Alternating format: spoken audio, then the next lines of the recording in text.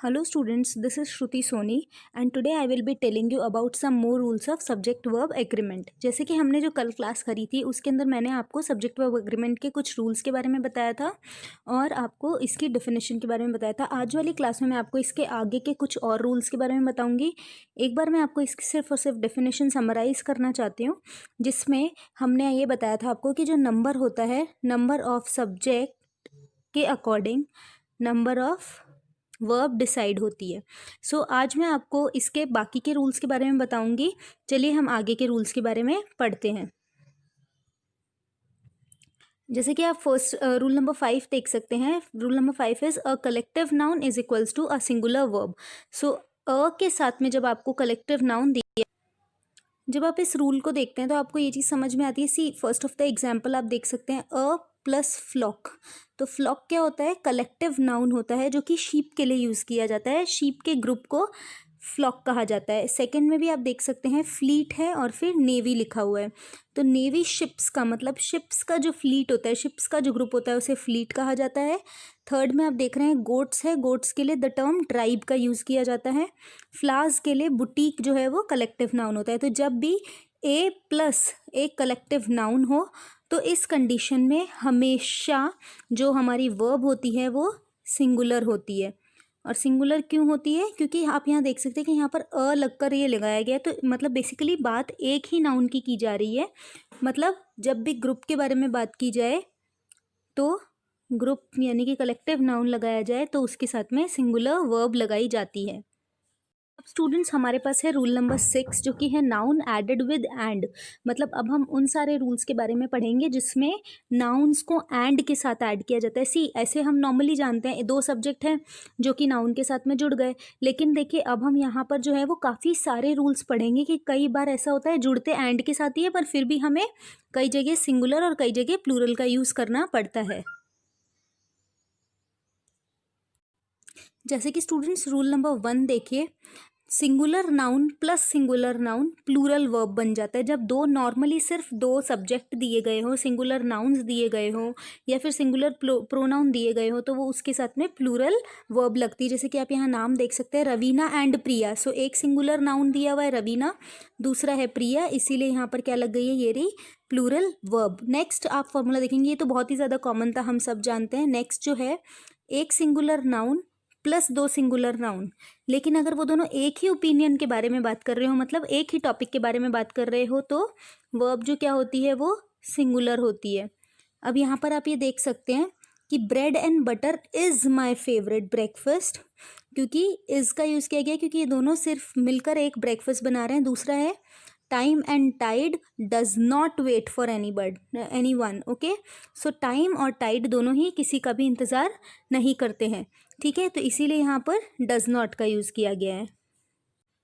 Students अब आप next formula जो देखेंगे वो है the plus singular noun and plus singular noun. ठीक है, जब द लग जाता है, जब भी ऐसी कंडीशन में द लग जाता है तो वो हमेशा सिंगुलर वर्ब बनाता है। हमेशा सिंगुलर वर्ब का यूज़ किया जाता है अगर हमारे फर्स्ट वाला जो नाउन है उसके साथ में द लगा हुआ हो। जैसे कि आप यहाँ देख सकते हैं the honest and dedicated person, क्योंकि ये दोनों एक ही इंसान है, एक इंसान के बारे में बात की जा रही है।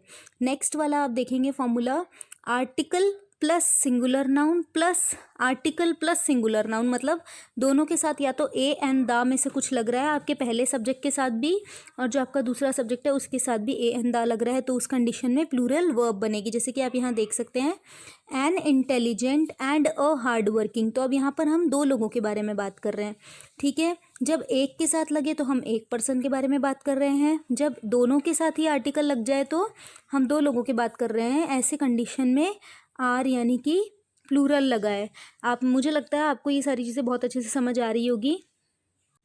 सी स्टूडेंट्स नंबर 1 सेंटेंस, जैसे कि मैंने आपको बताया था ओरेटर और स्टेट्समैन, सिर्फ दो जगह सिंगुलर नाउन्स लगे हुए हैं, आर का यूज़ किया गया है, are walking on the road.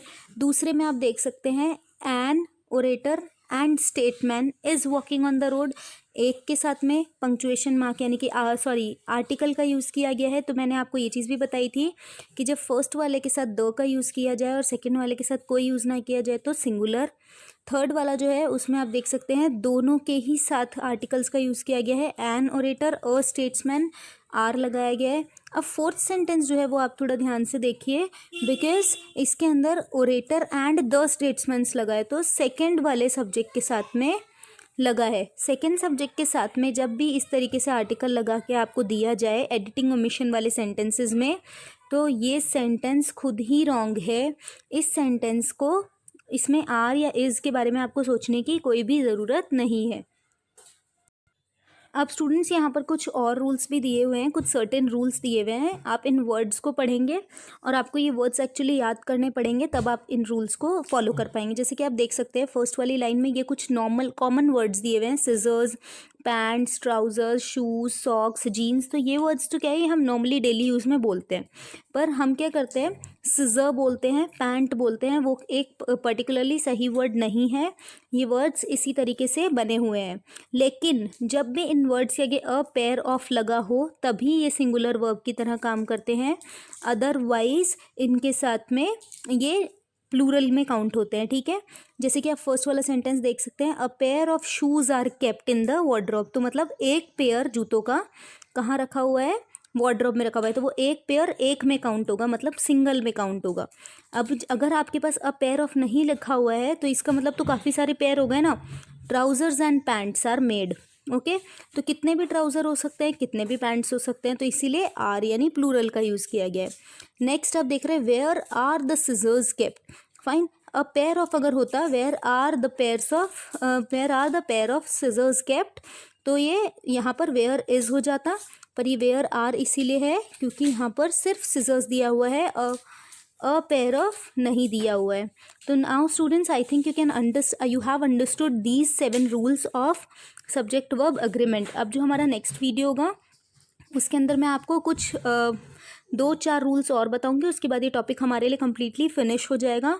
ये टॉपिक आपको पूरी तरह हेल्प करेगा आपके जो 5 क्वेश्चंस आपके जनरल इंग्लिश के आते हैं उसको क्लियर करने में।